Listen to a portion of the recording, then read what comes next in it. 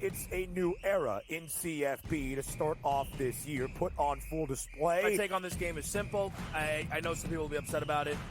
Good riddance to the Pac-12. Can you do it in terms of the week to week to week? I don't see a pathway for this team to miss the college football playoffs. We want to make sure you have those best bets in the entirety of our betting cards. That was Lincoln! But he had that program was already going there! Only on SportsGrid. Crew has already clinched the National League Central. They're 2 games behind LA, that being the Dodgers, trying to maybe get the 2nd seed in the National League standings for October. Both of these teams have a chance to score some runs against these pitching matchups, so maybe another over, even though we do have a playoff atmosphere. And yes, Milwaukee did clinch, but there's still an eye on the prize of we might be able to chase down the Dodgers and also the Phillies to get one of those buys. The early line. Only on SportsGrid. Brian Daboll has been feeling it. He's in a foul mood. He's having stare downs with Pat Leonard and everything else. John Mara wants Brian Daboll to go and get the next quarterback. They tried to get the next quarterback. We all watched it on Hard Knocks. They couldn't end up with Daniels. They couldn't end up with May. So they said, okay, we'll run it back a year. We'll go get Neighbors, and we'll tolerate. Pharrell Coast to Coast. Only on Sports.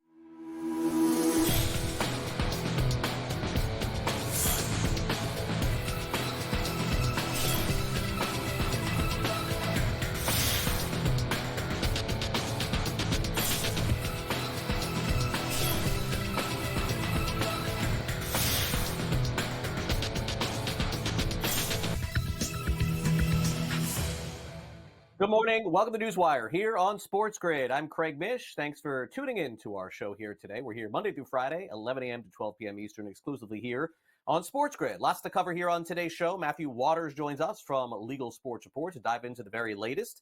In addition, some college football news and notes that I think you'll find interesting involving an NIL deal. We'll discuss that in just a moment. Also, Michael DeCourcy from Sporting News previews this weekend's upcoming games in the National Football League. Let's not forget there is a game coming up on Thursday night. And so stay tuned for that as well, exclusively here on NewsWire. We begin with a story in college football that broke last night and is making its way to everyone in the country today. And it's the first of its kind, which is a quarterback that's playing for a university, in this case it's UNLV, has decided after 3 games into the season to leave the school. And his name, if you haven't heard of him before, is Matthew Sluka, who is the quarterback for the Running Rebels. Now, they're off to a 3-0 start. There is some speculation that he left due to the fact that he had another offer to go to another school via NIL. But the reason why it's so significant and unusual is because he already played 3 games this season. So in order for him to gain full eligibility in another uniform with another school next year, he's got to redshirt and essentially stop playing, which he has chosen to do. Now, the reason why still remains a little bit unclear. He did release a statement on Instagram saying that he committed to UNLV and certain representations were made to him which were not upheld after being enrolled. Despite discussions, it became clear that the commitments would not be fulfilled, and he wished his teammates luck as well. Now, since this broke, there's been a lot of social media posts that we're reading about this, and one of them comes from ESPN this morning. And very specifically, it says that an NIL deal that was requested via the school, via his family, including comments from his father, stating that he was never paid, never fulfilled those NIL obligations. And there's also another report out of Las Vegas that broke last night that we're learning about this morning, saying that he already has another agreement. Now, some of this, again, is speculation, but the reason why this is such a big story is this sets a precedent for the future, essentially meaning you could play with any college football team you want, play a couple of games. If you don't like it, redshirt and go somewhere else. Now, we've seen kids at the end of the school year go different places, but maybe this is why the portal potentially could be changed in the future to very specific times and dates. And then the other question that you have to ask yourself with the story is that, does he have another agreement in place without saying so? And if there were rules in place to prohibit this, would this be able to happen in the future? So needless to say, stay tuned. But unfortunately for UNLV, they lose their starting quarterback. That's the bottom line here. The Pac-12 is suing the Mountain West for poaching their teams. Oregon State and Washington State were scrambling last year to fill the Pac-12. They had problems doing it. Naturally, they're taking teams from the Mountain West. As part of the agreement, the Mountain West included language that requires the Pac-12 to pay a fee of $10 million if a school left the MWC for the Pac-12 with some escalators. And they're saying basically it's a poaching penalty that is being instituted right now, essentially from the Mountain West Conference. In the lawsuit, it weakens the Pac-12 from competition from the MWC. They're also saying that it does nothing to increase the amount of college football played, which was part of the scheduling agreement. So stay tuned on this one as a lawsuit is underway. No lawsuits yet in Major League Baseball, but good news for a lot of fans yesterday, especially if you're a fan of the Cleveland Guardians. What a great season for them, predicted to finish near last. They finished first. They also clinched a first-round bye with a victory last night. So Cleveland is heading on. You're not going to see them having to play early next week of the wild card round. The Guardians bullpen, probably the story of their season, best in all of baseball.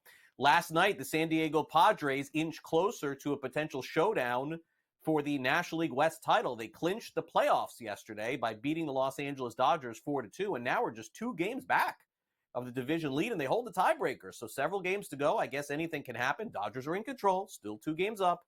But there was a moment in last night's game where a bunt could have moved some players over in order to put toward the game-tying or game-winning run. Dave Roberts was not a fan of that move. He illustrated that last night. No. I mean, I don't think that you can. You have to. It's first and second base, nobody out. Certainly, the tying run is on the first base. You butt into that play, the first base was out. I just don't think that you're expecting a triple play, hit the ball hard, and I just can't play the game of, if it gets through, then it's a great play, and then if it hits right at them, then it's a bad play. It's just, you have to kind of, the game tells you what to do, and in that situation, everyone's playing in, shortstop is in the 6 hole, and there's just a lot of holes out there, so that's just kind of the way you can play baseball. As Roberts alluded to, a game-ending triple play is how that game finished yesterday with the Padres taking the 4-2 win. All right, guess who won the American League West again? Yep, Houston Astros. They win their 4th straight title and are now trying to get to their 8th straight, right? Not a typo, American League Championship Series. They win yet again. The Orioles have also clinched a playoff spot. Good news for them. They reached the playoffs in consecutive years for the first time since 1996 and 1997. Not a favorite right now to do anything else except get in are the Orioles, but we'll keep an eye on them to see how deep they get into the postseason. Meanwhile, the New York Yankees are headed to the postseason as well, but it looks like there's a chance they may not have one of their starting pitchers, Nestor Cortez, set to undergo an MRI. Every team this time of the year is pitching thin, and as Jack Curry from the Yes Network reports, we'll see what happens with this MRI that he undergoes today. The Braves beat the Mets yesterday by a final of 5-1. Very impressive performance, and they're going for it again today. Braves are treating every game like a playoff. They're just now very close to catching the Mets. If they win tonight, they'll be right there. Chris Sale takes on David Peterson, a half game back. Meanwhile, the Detroit News is reporting that Dan Campbell essentially had to have his all of his information released because of the fact that somebody at a school released all of his information as far as his where he lives and everything like that. According to the report, a Lions security official contacted Bloomfield Township Police to report that Campbell's address had been posted online. Also, an investigation that was conducted further by police and NFL security revealed that a high school classmate of Campbell's daughter posted the family's home address on Snapchat. I know what that is, but I don't use it. Mike Tomlin has said that he will not name a quarterback one, but Justin Fields will start again this week. The Raiders, despite benching Gardner Minshew late in the game on Sunday, are going to start him again this week. And Mike McDaniel hinted toward another quarterback change for the Dolphins. It doesn't look like it's going to be Tim Boyle. He did mention the possibility of starting Tyler Snoop Huntley, who they signed off the practice squad a couple of weeks ago. Meanwhile, it was good news, bad news very quickly for the Carolina Panthers. Andy Dalton starting, throwing bombs, catching touchdowns once again like he did last year was Adam Thielen. But unfortunately, the receiver is going to miss the next 4 games with a hamstring injury. Had a great game last week. He signed a 3-year, $25 million contract and could potentially miss some time, or a lot of time, of course, with Carolina. Derwin James is out against the Chiefs this week. We mentioned yesterday that he was suspended for breaking the rules over and over. And Brett Favre, at that congressional hearing, revealed that he has Parkinson's disease. So, of course, this is a story not so much about that, but the fact that he's testifying and mentioned it within the congressional hearing yesterday. Let's get to Nebraska. The AD of Nebraska with a very interesting comment saying that Friday they should not be playing any Friday games in college football again. Maybe because they lost. Could that have something to do with it? Tropical Storm Helene headed sort of my way, but more toward the west coast of Florida. No FAMU game against Alabama A&M, and I'm going to guess there's going to be more games postponed and canceled this weekend. And unfortunately for LSU, their very best defender, linebacker Harold Perkins Jr., who is expected to be in the upcoming NFL draft, first or second round pick, he's out for the 2024 season after knee surgery. Aces move on, Liberty move on to the WNBA. We move on next.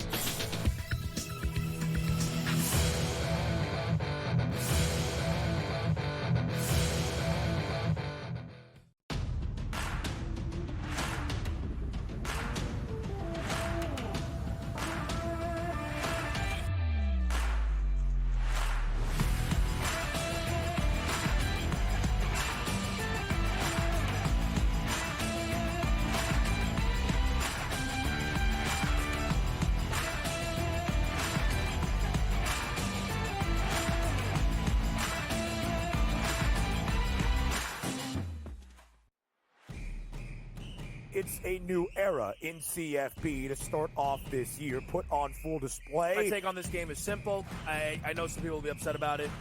Good riddance to the Pac-12. Can you do it in terms of a week to week to week? I don't see a pathway for this team to miss the college football playoffs. We want to make sure you have those best bets in the entirety of our betting cards. That was thinking! But he had that program was already going there! Only on SportsGrid. Brew Crew has already clinched the National League Central. They're 2 games behind LA, that being the Dodgers, trying to maybe get the 2nd seed in the National League standings for October. Both of these teams have a chance to score some runs against these pitching matchups, so maybe another over, even though we do have a playoff atmosphere. And yes, Milwaukee did clinch, but there's still an eye on the prize of we might be able to chase down the Dodgers and also the Phillies to get one of those buys. The early line. Only on SportsGrid. Brian Dable has been feeling it. He's in a foul mood. He's having stare downs with Pat Leonard and everything else. John Mara wants Brian Dable to go and get the next quarterback. They tried to get the next quarterback. We all watched it on Hard Knocks. They couldn't end up with Daniels. They couldn't end up with May. So they said, okay, we'll run it back a year. We'll go get Neighbors, and we'll tolerate. Pharrell Coast to Coast. Only on SportsGrid.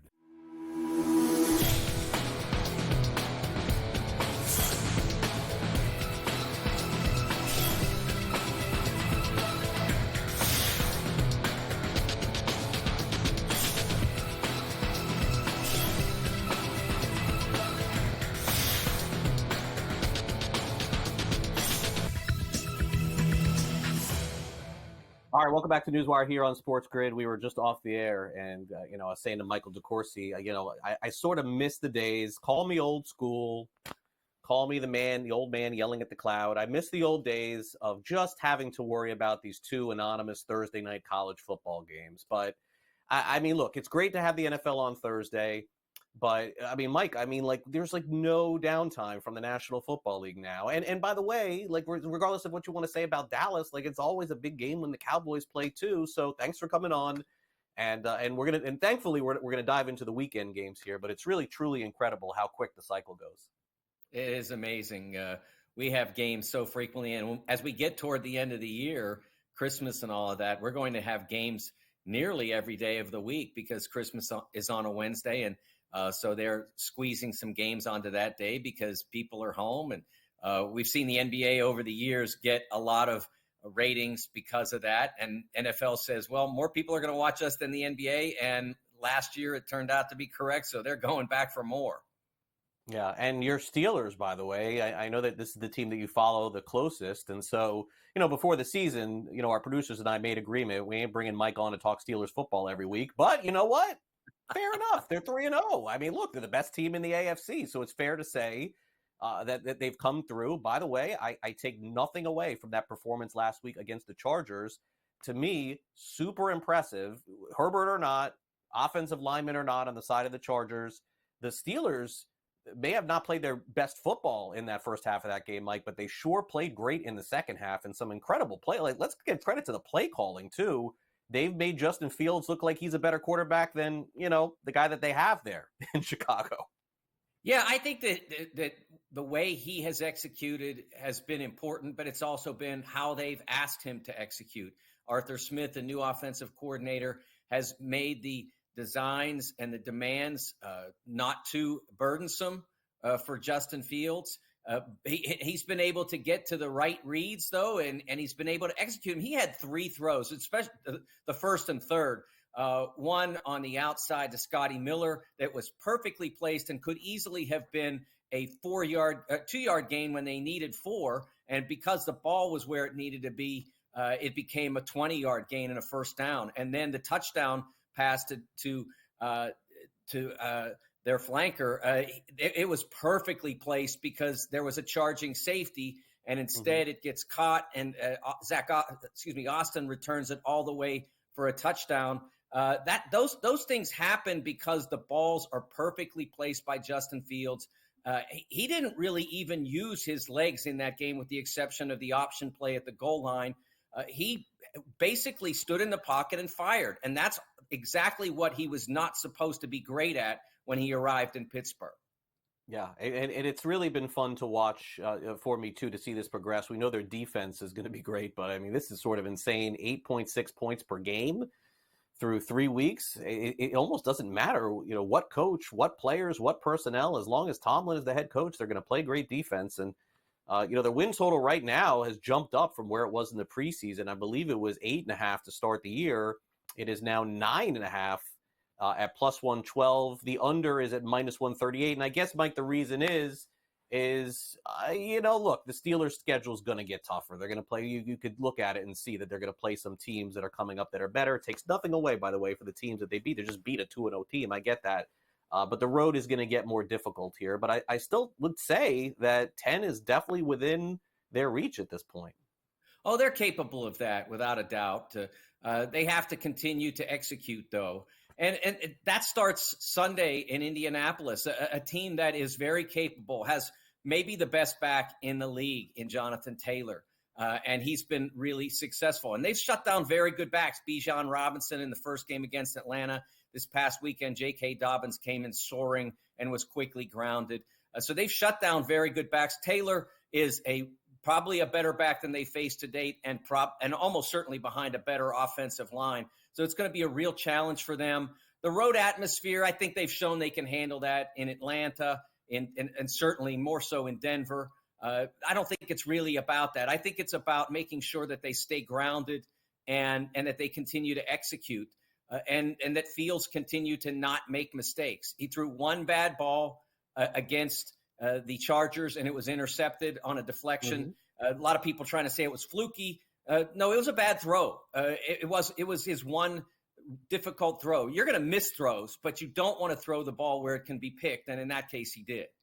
Yeah, he did. Let's get to 2 other games quickly this week. The Bears, 2.5-point favorites against the Rams. I have not been impressed with the Bears at all. I thought that comeback by the Rams was one for the ages. Really good, and against a really good team. Really good job, Matthew Stafford, just a surgeon down the stretch there. My temptation is a pass on this game, Mike. Yes. I just don't know which Bears team is going to show up. The Rams, they lose by 50 one week. They were losing by 20 the next week. They come back. I do want to get to the final game. You have any opinion here on this one?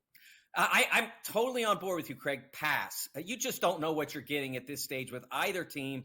The Rams, I think, would be an easy pick if they were healthy, but they're not. And so I would just let that one go and move on to the next game. All right. Well, for weeks here on the show, the one thing I'm going to get right, I think, this season is I think Washington was wildly underrated going into the year. Jaden Daniels, I know everyone has seen it now, what happened on Monday Night Football. But what am I missing? I'm going to lose this game this week because I'm going to take the Commanders, not just to cover, but on the money line here, and I think they're going to beat Arizona. Mike, Washington is still big plus money to even make the playoffs. I mean, can you give me 3 or 4 teams that are definitely better than Washington in the conference? I don't know that I can do this, but something's up here. Why is the line 3.5? Why are the Cardinals favored by more than First of all, Arizona has been very good. I think that's a big part of it. They've been the most exciting failure in the NFL, and I think that's part of the key. If Jaden Daniels matches what he did against the Bengals, it's over. Washington wins. But I'm not positive that he does that 2 games in a row. I'm not sure if he's ready to do that yet. It'll be a difficult stop for the Commanders. They were not successful defensively against Joe Burrow. I think that's why the line favors the Cardinals, and I can understand being on that side of it. Yeah, well, I will tell you this. This is the last stop for the Commanders train. Either get on it now or it's going to be over. Thanks again, Mike. See you soon.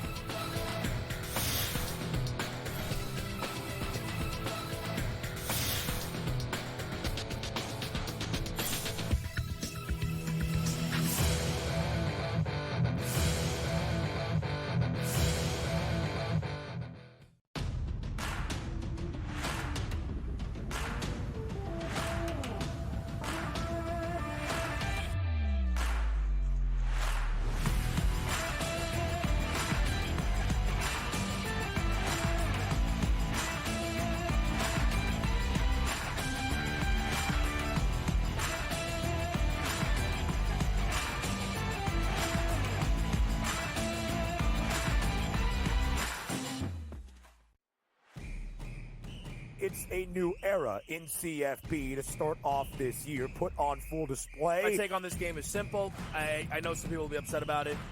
Good riddance to the Pac-12. Can you do it in terms of the week to week to week? I don't see a pathway for this team to miss the college football playoffs. We want to make sure you have those best bets in the entirety of our betting cards. That was thinking! But he had that program was already going there! Only on SportsGrid. Crew has already clinched the National League Central. They're 2 games behind LA, that being the Dodgers, trying to maybe get the 2nd seed in the National League standings for October. Both of these teams have a chance to score some runs against these pitching matchups, so maybe another over, even though we do have a playoff atmosphere. And yes, Milwaukee did clinch, but there's still an eye on the prize of we might be able to chase down the Dodgers and also the Phillies to get one of those buys. The early line, only on SportsGrid. Brian Dable has been feeling it. He's in a foul mood. He's having stare downs with Pat Leonard and everything else. John Mara wants Brian Dable to go and get the next quarterback. They tried to get the next quarterback. We all watched it on Hard Knocks. They couldn't end up with Daniels. They couldn't end up with May. So they said, okay, we'll run it back a year. We'll go get Neighbors, and we'll tolerate. Pharrell Coast to Coast, only on SportsGrid.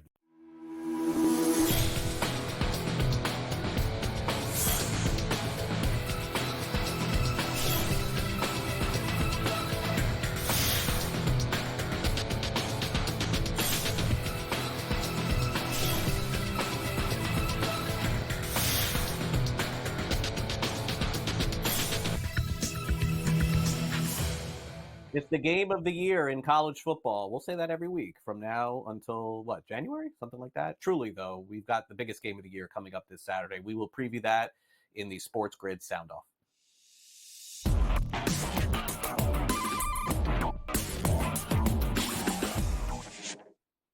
Well, usually this game is reserved for the Southeastern Conference Championship or a matchup later in the season, but as luck would have it, we get it before the end of September. It is Alabama hosting Georgia this week.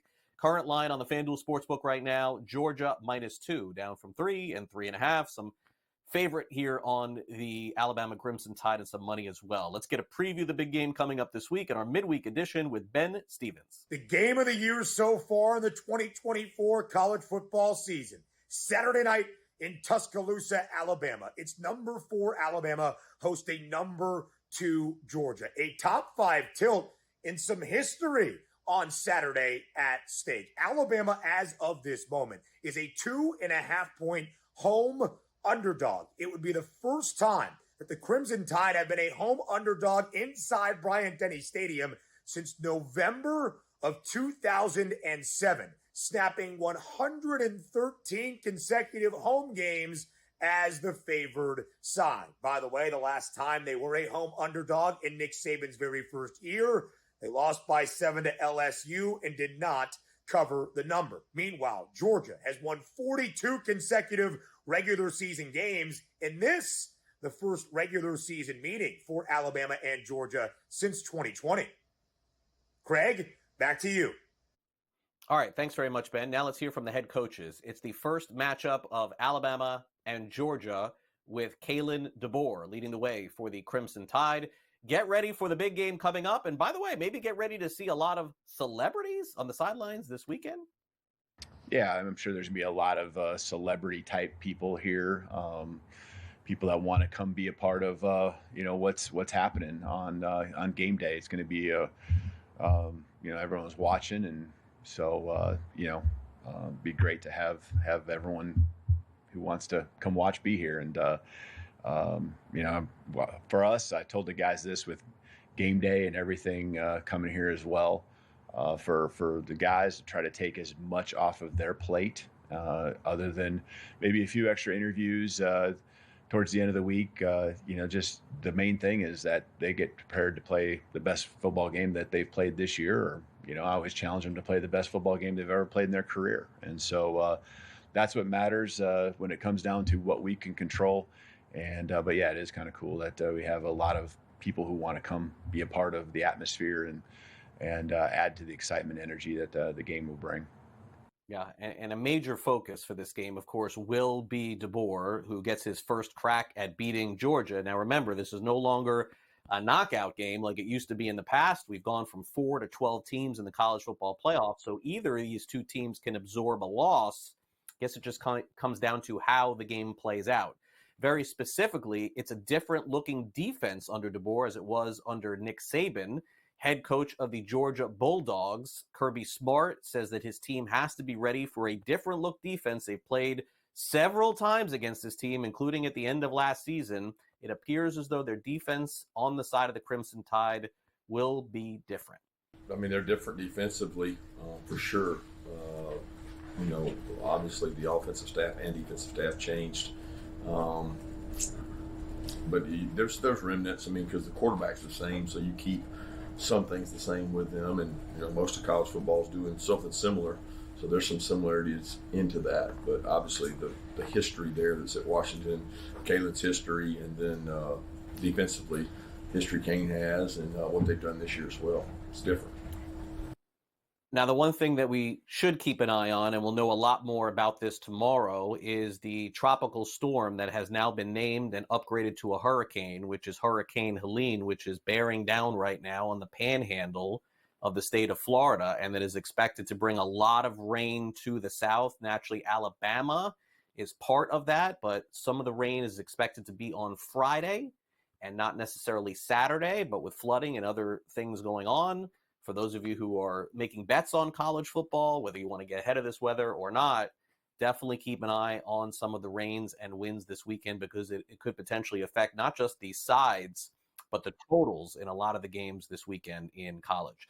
All right, we'll take a quick time out here on NewsWire. When we come back, Matthew Waters joins us, and it looks like Penn, the sports betting operation, is going to be making more changes to their company. We'll tell you what those are next. Don't go away.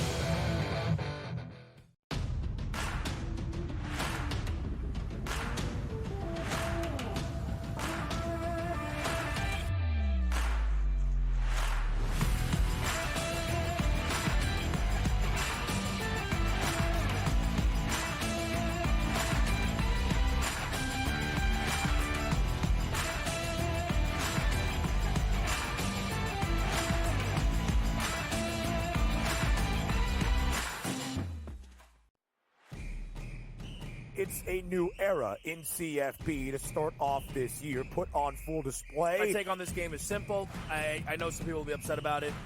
Good riddance to the Pac-12. Can you do it in terms of the week to week to week? I don't see a pathway for this team to miss the college football playoff. We want to make sure you have those best bets in the entirety of our betting cards. That was thinking, but he had that program was already going there. Only on SportsGrid. Crew has already clinched the National League Central. They're 2 games behind LA.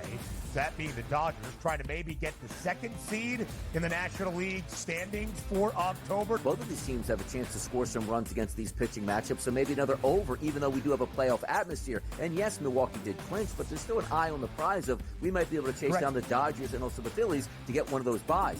The early line. Only on SportsGrid.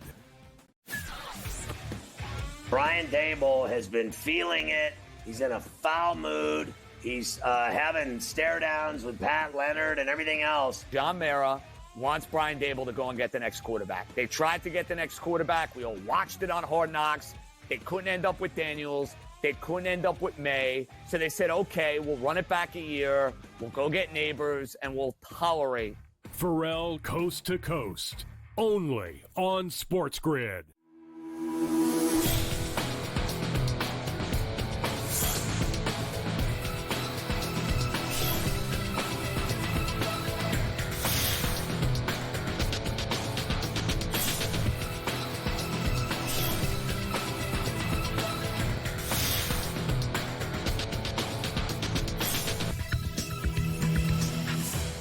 Welcome back to NewsWire here on SportsGrid. We got Matthew Waters in the house from Legal Sports Report with us here today on the show. We'll get into the activity from people going to NFL games this season and exactly how much they're betting. But we're going to start off with a story on Penn. Matt, once again, thanks for coming on the show, and let's dive right into it. It's not necessarily a cautionary tale, but I guess it's a tale of you and I having these conversations several years ago. We start off this show, sports betting is legal. They're like, do a show, call it NewsWire. Okay, fine. We're going to talk a lot about sports betting. And you and I are doing a show, and we're sort of thinking like, anybody that opens up a sports book is going to do great when sports betting is legalized, And we have really found that that is not the case. The Giants are the Giants, and everybody else is trying to pick things up. And it leads me into Penn, where you would have probably thought several years ago, wow, like they have a great footprint. They've got Barstool behind them. All these people that talk about gambling anyway, they're going to do amazing. They did not. It gets shifted over. ESPN and the whole thing. I don't want to go any further into it, but the bottom line is I think it's not necessarily a cautionary tale here, but it shows you that we really don't know what the landscape of any sports betting operation is going to be until it plays out. Yeah, that's so true, Craig. I mean, so much of it depends on not just the company, but then the market you get into and what the different tax rates are and everything like that. There's so much that goes into it. But you're right, the Giants are the Giants, and everybody else is trying to catch up. Penn with ESPN Bet is one of those companies that's trying to catch up. And when you're trying to catch up and make your product better, it is a bit of a concern to hear that they've had their second round of layoffs in the interactive company. First round came mid-July. We just had this last week. We don't know how many people. We don't know who exactly. But as you were explaining, needless to say, it's not good when you're trying to ramp up and beat these big guys and you're losing people along the way. Now, what's interesting is on LinkedIn, Penn shared a statement from Aaron LaBerge. And it was really more of a written essay than a statement from him saying why he is so bullish on ESPN Bet and Penn. And look, there are some good things in that. He mentioned that they currently have a database of 4 million players. If you remember, Craig, the database that they got from Barstool out of the 66 million stoolings they were touting at the beginning of that deal, they got 1.5 million people. So the fact that they're up to 4 million at Penn, that's great. He also notes that they have played around with the parlay program and they've improved it. They've made it so you can search for people now. They made it a deeper product with more markets. So you're hearing good things from ESPN and Penn right now, but you worry about the layoffs and where they're coming. You worry about the fact that they didn't get into New York when they said they were going to. They're almost a month late.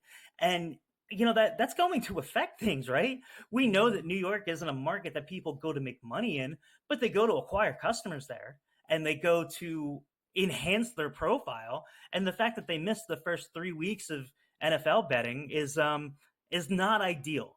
So the ESPN bet story, it's one that we are watching really closely. You know, we're going to find out at the beginning of November. They'll have their third quarter's earnings call, and that'll give us a deeper dive into what the NFL season looked like for ESPN Bet and what we can be expecting going forward. But it's definitely mixed messages right now. And usually, Craig, when you see layoffs, usually a stock price will go up because it means at the very least that they're trying to save money.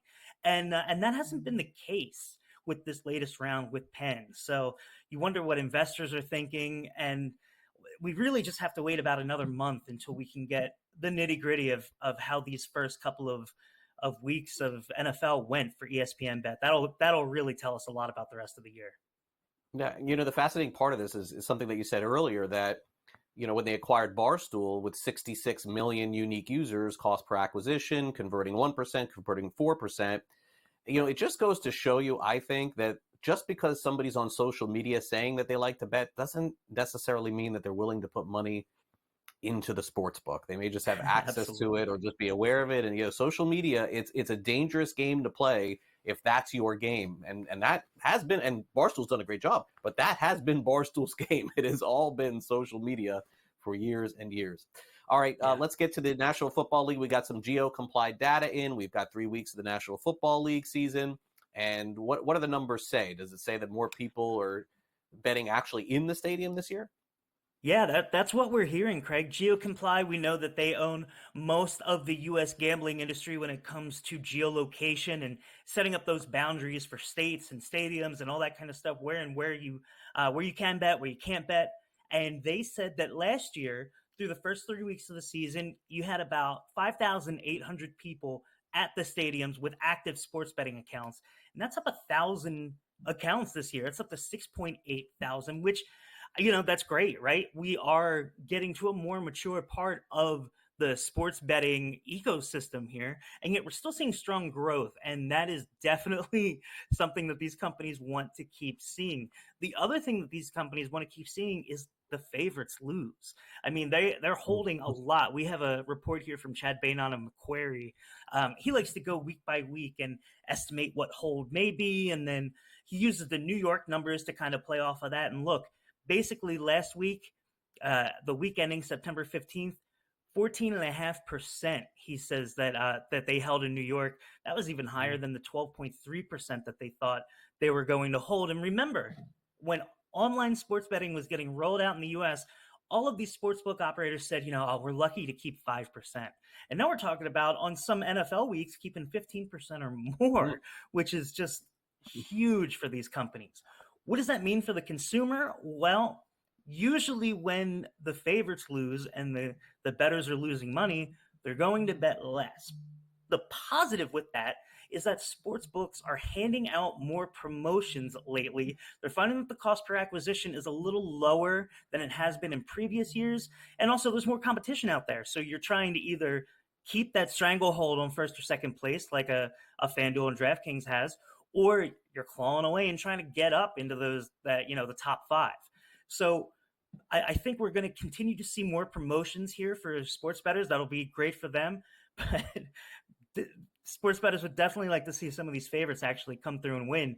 There were a couple of games last week that Chad said really bumped the handle up for these sports books. And it was the primetime game mostly. And he said they accounted for nearly 36% of bets for the week, the primetime games. Wow.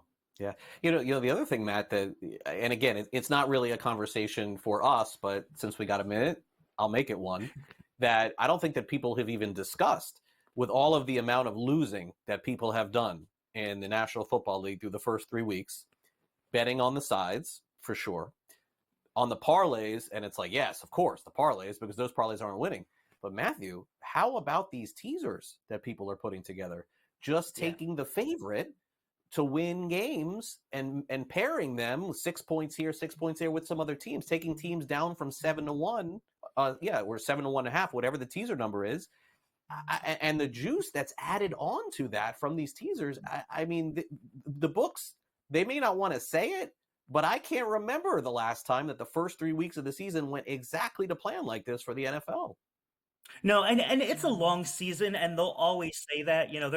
The earnings for these companies are going to be great for the first month of NFL season, and they're going to have to try to temper expectations because it really is a week-to-week business.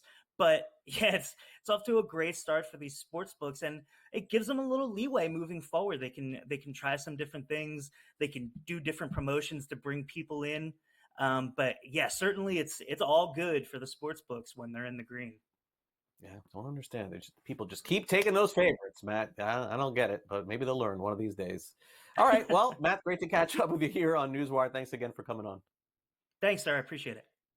All right, Matthew Waters with us from Legal Sports Report. Coming up next, a lot of news in the broadcast injury. Netflix getting ready to call their first NFL game coming up later this year. We've got extensions for some of the key players, and we'll talk a little bit about Tom Brady's role in all of this when we return next. Don't go away.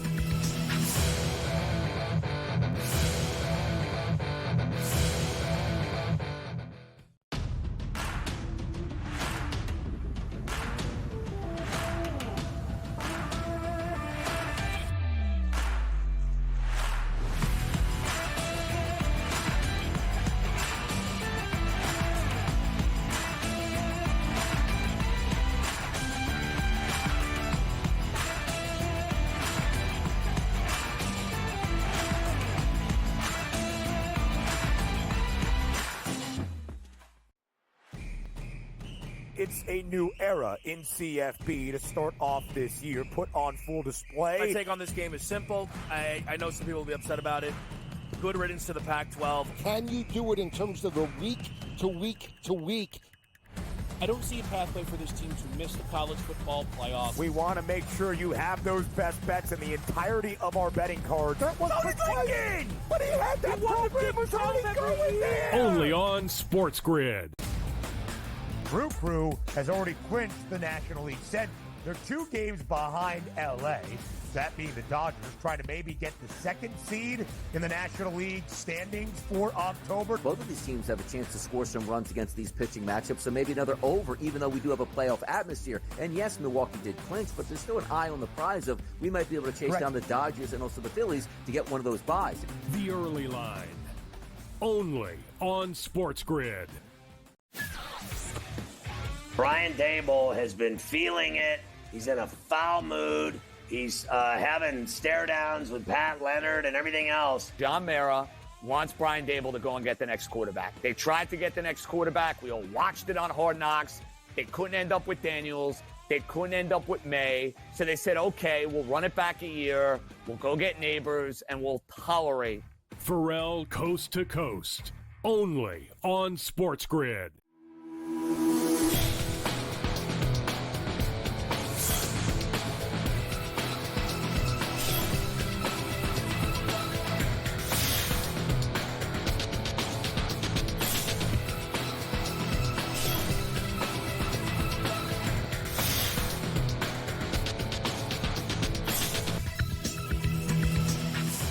We've got Simon Applebaum from the podcast Tomorrow Will Be Televised. Lots to cover here on the show today, so let's not waste any time and get right to it. Your favorite broadcasters getting paid, some shifting over to new networks, others not being allowed to broadcast on new networks. So let's dive into it all. Simon, I guess we'll start here with NBC, America's Football Night of the Week, whatever they're calling it these days, on Sunday night.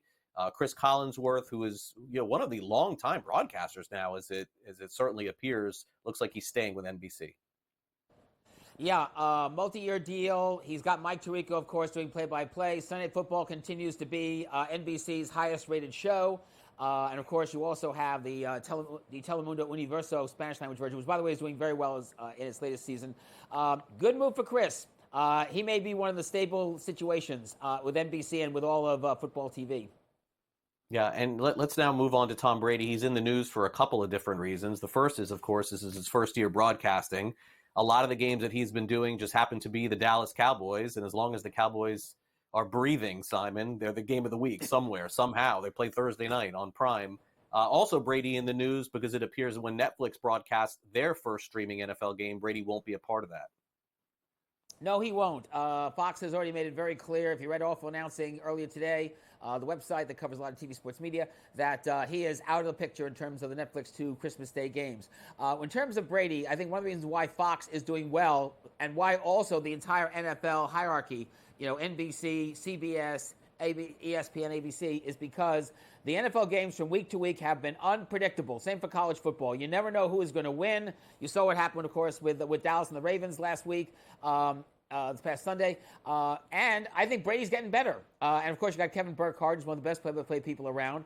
And I think Brady is going to get better and better as time goes on. But the other thing is the games have become unpredictable. You never know which team now is going to win, not only in the NFL, but in college football. Going, by the way, to the Netflix situation, we can tell you that Ian Eagle, Noah Eagle, Nate Burleson, and Greg Olson are all in the hunt to possibly be on the announcing teams for the Netflix pair of games on Christmas Day. I also think Kevin Harlan could be also in the mix, too. Wouldn't it be interesting to have Kevin Harlan and Greg Olson covering a game? And also, by the way, with Joe Davis, they have become the hit of the college football, the pro football season. They are getting great reviews for their matchup. All right, now let's get over to the Big 12, a new partnership for that conference. Tell us more about that. Well, Gray Television, which is one of the largest TV station owners, they also own Raycom Sports, has made a deal with the Big 12 Conference to launch what they call free ad-supported channel. It's going to be a channel be running on smart TV sets and smart TV devices. And the interesting thing is that unlike ACC Network, SEC Network, Big 10 network that is run by Fox, there will not be, at least at the beginning, live games. There will be highlights. There will be replays of games. There will be student-athlete profiles.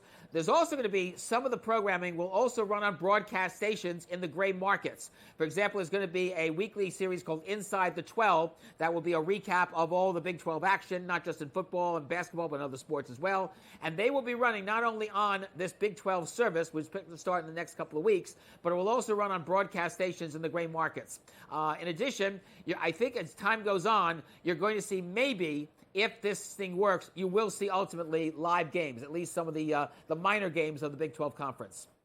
One of the big stories in the National Hockey League, the Utah Hockey Club getting ready for its debut. And this is amidst a lot of different controversies surrounding the broadcast rights and Bally and RSNs. But at least what we've seen is they've named their broadcaster, Simon, for the upcoming season. Yeah. The thing about this Utah Hockey Club, by the way, they're not the only sports club that's looking at this. We are starting to see this idea of individual teams go off regional sports networks and go on either smart TV sets, broadcast stations, or a mix. And that is the case, by the way, with the Utah Hockey Club. This is the newest National Hockey League team. They're going to be launching their own direct-to-consumer service on smart TV sets and devices, and you'll be able to do it in two flavors. You can do one with just the hockey games and with subsidiary programming like profiles of players, coaches' shows, and so forth. But you can also get a second one that will not only give you the Utah hockey team, but Utah Jazz teams. In addition, a number of the Utah Hockey Club games will also be running on a Salt Lake City station. It's Channel 16. So it's going to be very interesting to see that. And that's not the only team. We learned earlier this morning that the Portland Trail Blazers are also going to do a unique regional network that will also be smart TV sets and devices, and will also have their games, Portland Trail Blazer basketball games, on a broadcast station. So we're now starting to see this new avenue of exposure for these teams, either smart TV set device services, broadcast station, or in the case of Utah and Portland, both. Yeah, and listen, the Stanley Cup champion Florida Panthers moved off the regional network, started their own thing. They're going to be broadcasting solo this upcoming season too. Not happy with their rights fee. They're going to do it themselves. All right, nobody's happy with the way that these college football games have been broadcasted at the end of the games. It's been a search, Simon. I mean, every game, if you look, whether it's on YouTube or DirecTV, you look for the title of the game, you tune in, and you're not watching it. You're watching the end of some other game. And there's just been a lot of runovers, haven't there been this season? Yes, there has. And we saw an example of that this past Saturday with one of the surprise games of the year, James Madison with a 70-point performance on North Carolina. They had 53 points at the end of the first half. What happened was that this game, which was on the ACC network, was running up against the start of Rutgers, Virginia Tech at 3:30 Eastern time. So what did ACC Network do? They decided at the last possible second, we're going to take the James Madison game, which, by the way, James Madison was on the verge of scoring again, and we're going to put it on ACC Network Extra, which is sort of like their ESPN Plus, and then to start the Rutgers-Virginia Tech game on time. We also had the situation where ESPN2's game was held up for hours by a lightning situation. Right. So that game, you wondered if that was going to come on. So we're seeing more and more of these runoffs, and this is with a 3.5-hour time block. So we're going to see what happens as we go forward. But I think ESPN is going to have to make some calls about, do you stay with games that are competitive, or do you have to, honor your contract and have a game start at 3:30 or 7 o'clock or 10:30 when you're supposed to? Yeah, you're hearing a lot about the timing in college football. They stopped after first downs, stopping the clock, but Simon, they incorporated the 2-minute warning. And so therefore there's a full break each time, and it feels like that 5-10 minute break is what's carrying these games over regardless. All right, Simon, great to catch up with you here on NewsWire. We'll see you again next week. You got it, Craig. Take care. All right, Simon Applebaum from the podcast Tomorrow will be televised. Coming up next, we wrap it up with some last licks. We'll get into the Pirates, the Orioles, and the A's. A lot of baseball up next.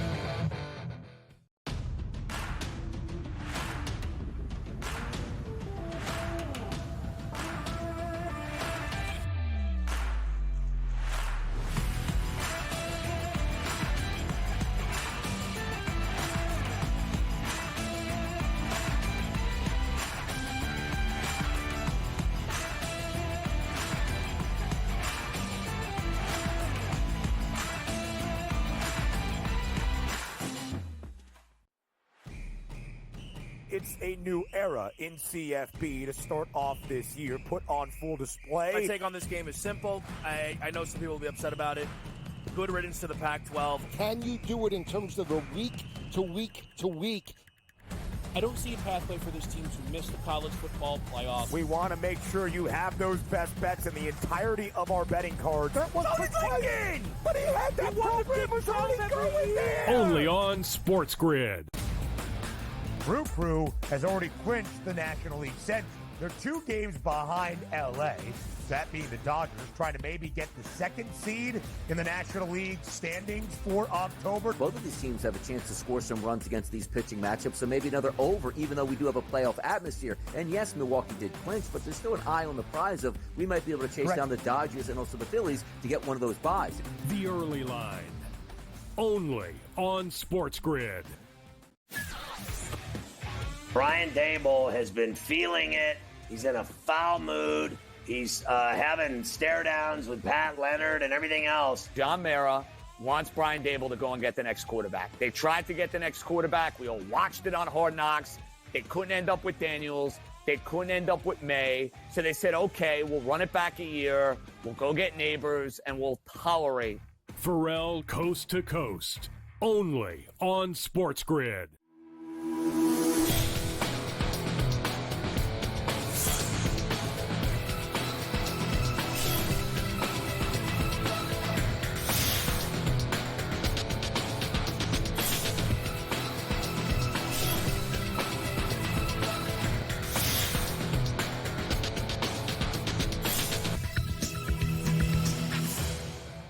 Welcome back to NewsWire here on SportsGrid. Hey, we're closing out the show today, Last Licks, with 3 different baseball stories? Really? Wow. Okay, finally. We get to baseball here at the end of the year. It took us long enough.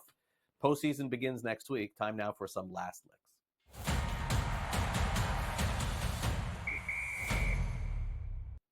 Okay, well, it is unequivocal and factual that the Pirates signing Rowdy Tellez this offseason didn't work. That I can say, okay? Didn't hit well, signed him too early, paid him too much. Nothing against him. I think he would tell you the same thing. It didn't work out for the Pirates. But what's happened here at the end of the season has raised a lot of eyebrows because Tellez, who was just 4 plate appearances from a bonus of $200,000, has been designated for assignment. Now, as of this moment, folks, as of this moment, I am unaware if the Pirates are going to just give him the $200,000, which is not ruled out. So I'm not going to sit here and crush the Pirates today while everybody else is. It's a bad look. I think we could agree. He was a few more plate appearances from getting even more money. And so the way that this is being pitched is that the Pirates are being cheap and the owner's being cheap and the GM, Ben Cherington, is lying. It may be the case. I don't know the answer to that yet. I haven't done my investigation on it. And I don't think I'm going to do an investigation, but I may ask a question or two about it. Regardless of this, bad look for the team. Everybody can crush them on social media, on TV. For me, always another side to these stories. Maybe they wanted to call somebody up. Maybe they're going to give them the money and we don't even know as of yet. And then, of course, people will say they're only doing it because of shows like this talking about it and they're trying to make it right. Who really knows the answer in the end? Either way, I can crush the Pirates for the signing. Not going to do it until I know the whole story.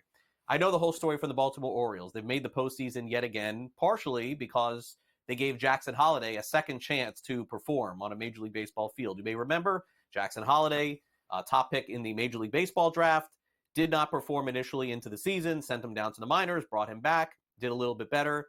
Celebrating with the Orioles yesterday in a very similar way that Jackson Chourio did with the Milwaukee Brewers, which is by getting some non-alcoholic drinks because Jackson is just 20 years old. Pretty funny story there. Not to mention, folks, do you realize, maybe you don't, that this is Matt Holliday's son, by the way, and he also has another son who I believe is 18 years old, who's going to be drafted probably number 1 overall in the next Major League Baseball draft. Still to be determined who will get that number 1 pick. It will not be the Orioles. Right now, it would be the Marlins and the Rockies having the best chance in the lottery coming up at the winter meetings later this year. Congrats to Jackson Holliday. Maybe you'll be 21 soon. You could drink with your buddies there. All right, finally, you're going to hear a lot of stories over the next few days about the end of the line for the Oakland A's. I myself have been to the park. I have been to the stadium. I'll tell you more about that in a minute, but this is kind of interesting. Some merchandise that was popping up for the Oakland A's, which I can't necessarily, can I say it on the air with what was being said? I don't know what we're going to show here. Oh, there it is. Did we actually show that? Yeah. So anyway, there's the hat. Make it bigger on your phone. Take a screenshot. You can see, I'm not going to say the word, but needless to say, John Fisher, the owner, has taken a lot of heat for his statement. A's are playing their last few games in Oakland. By the way, they walked off yesterday after they play, I believe it is their final 2 games today and tomorrow at the Oakland Coliseum. True story, folks, here before we go. I have been to the Oakland Coliseum. I went there one time for one game. Believe it or not, it was Seattle against Oakland back in 1994. Randy Johnson pitched. Ken Griffey Jr. hit a home run. Why was the game significant? I'll let you guys think about this for a second. 1994, why was the game significant that I went to in the middle of the summer? The reason why was because it was the very last game of the Major League Baseball season in the summer of 1994. There was a strike. So walking out of the stadium in Oakland, I was just there as a fan. Everybody was interviewing everyone from ESPN and everything else, asking how does it feel to be at the last game of the baseball season, if indeed this was it. And it was. Strike canceled the season for the rest of 1994. That's my experience. I've been there twice. That was the second time going to Oakland. All right, anyway, that will do it for the show today. Thanks again to Simon Applebaum for coming on the program. Also, Michael DeCourcy from Sporting News and Matthew Waters from Legal Sports Report. In addition, thanks to our associate producer, Luke, and our producer, Frank. I'm Craig Mish. Coming up next, we've got the early line, followed by Pharrell Coast to Coast. Then lots of programming the rest of the day, getting you ready for all of the Major League Baseball action and the WNBA playoffs, which continue again tonight. You and I will see each other tomorrow morning, hopefully, if my power is still on here in South Florida. Stay safe out there from the hurricane, and hopefully I'll see you tomorrow morning.